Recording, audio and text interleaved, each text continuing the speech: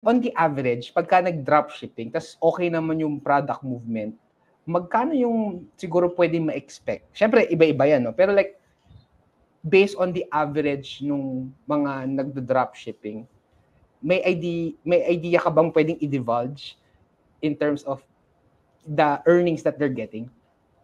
So yung net, yeah, meron naman, no. Ang laro kasi talaga dito is how much margin do you make. So it's not, minsan may tendency na nakatingin lang sila sa gross merchandise value kung magkano yung total binayaran sa kanila. Pero ang dami palang kaltas. So we had dropshippers na until now nagwa 1 million per month, no. But the margins, iba-iba ang laro nila eh. So the laro nila minsan, ang average na net home pay nila, minsan 10 to 15%. But there are smaller sellers na hindi naman nagre-reach ng million, but their average markup is 20 to 25%. Wow, not bad, no? Grabe, ano lang. It's just really them promoting it. Correct, promoting. Yeah. So pag imagine mo kung 1 million sila, nakaka-take home sila ng 150,000 maximum.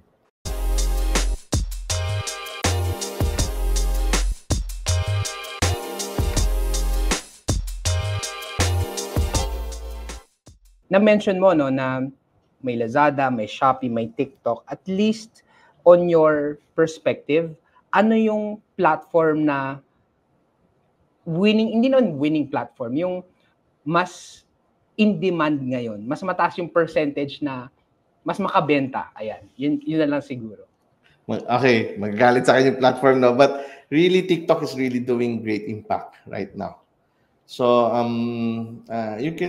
Shopee is really doing well din. Lazada is, trying to adjust pa, but medyo ang adjustment is kind of slow compared before. Di ba dati makikita mo pa rin sila Jack Ma, talagang all out. Pag nag-announce yung Alibaba, they made ganito. Ngayon, medyo tumahimik sila eh. So we feel the changes also.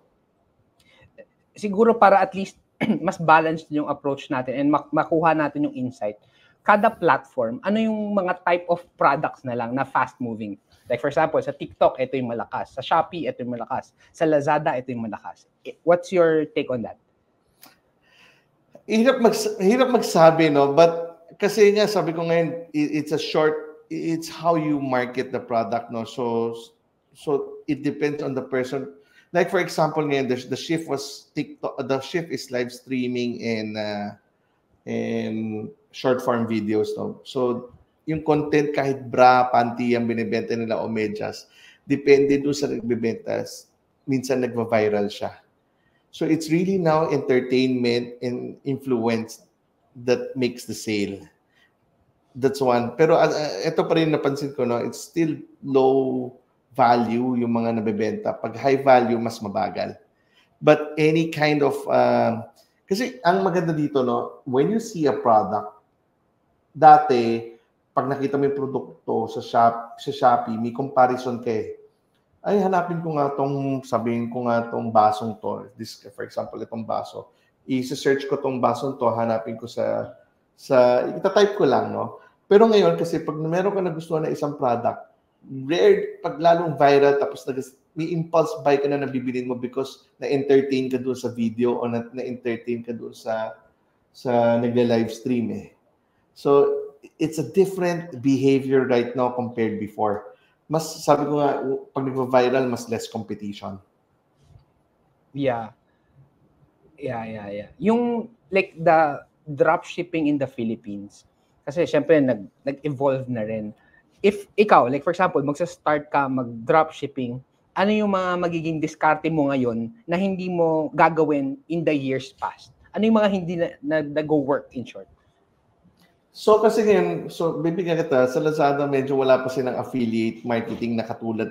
Meron silang affiliate marketing pero hindi katulad ni TikTok na mas mabilis yung itap yung affiliate marketers, no? So those are really different ways of selling. If you ask me ngayon, iba talaga, ang sarap laruin ni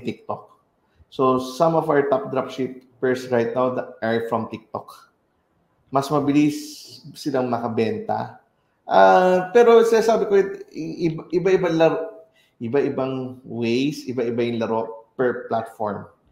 Hindi ko masabi na, kasi minsan yung personality mo, hindi ka naman pang TikTok. O yung discarte mo, hindi naman pang TikTok. Magaling ka sa technical, pagbasa ng insights. So you go for Shopee. You go for Lazada. Yung mention insights, kumbaga yan yung metrics mo, yung engagement, yung reach, yung whether organic or paid. Pag dun sa mga metrics, ano yung key or ano yung importanteng tingnan? Engagements ba? Likes ba? Comment ba? Impressions ba? So tinitingnan namin, so sa Dropify, we started to build our own data rin, no? So we give data to our clients kung ano yung mga forecast namin, ano yung mauubos na stock, ano yung mga trending na keywords, no? So we give those information to our clients, no? So it's up to our clients kung gusto nila gamitin or hindi. So basically, ang insights naman gagawan mo na naman ng story yan eh. But the difference sa dropshipping kasi, they don't own the product, we own the product. So we also, on our part naman, how do we curate our products na kung ano ba dapat ibebenta ng mga dropshippers. So yun yung trabaho ng dropshipping company, is to find trends, to forecast demands, and to be able to help the seller. So yun yung tinatanggal namin sa mga dropshippers na, no? And both should be able to read insights. Yun yung maganda. Ang difference lang din, pag di ka marunong magbasa ng insights, kahit gaano ka namin tulungan, kapag saturated na yung product, kasi hindi naman namin control ang commodities eh. No one can control the whole platform, no? So kahit kami, nagkakaroon din kami ng competitor, the same product, tapos mas mura pa, no? So how do we demand, how do we do forecast, and give the information to our dropshippers na up to them kung gusto pa nila i-investan ng time yan, ng ads yan, it's up to them. Right. Kumbaga, binigay ng impormasyon, nasa iyo kung how you will execute. And syempre, kung nakikita mo yung insights mo, kung ano yung nag-work, you can double down on it. And yung hindi nag-work, hindi pwede ka mag-pivot on it. So, yung sa, like, kasi diba, yung sa dropshipping, ano siya parang you just really need to be consistent in building your brand or your photos. Siguro yung question ko dito, no, in terms of sa dropshipping, pagka, like for example, interesado ko, di ba? Dahil as you have shared yung dropshipping, wala masyadong kapital, kailangan lang ng marketing. Siguro, eto pala, on the average, pagka nag-dropshipping, tas okay naman yung product movement, magkano yung siguro pwede ma-expect? Siyempre, iba-iba yan, no? Pero like, based on the average nung mga nagdo-dropshipping, may idea ka bang pwedeng i-divulge in terms of the earnings that they're getting? So yung net, meron naman, no? Ang laro kasi talaga dito is how much margin do you make.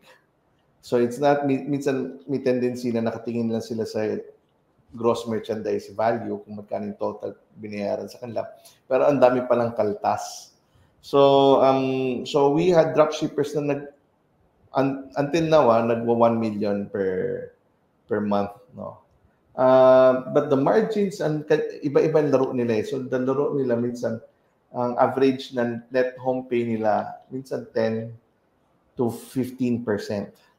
But there are smaller sellers na hindi naman nagre-reach ng million, but their average markup is 20 to 25%.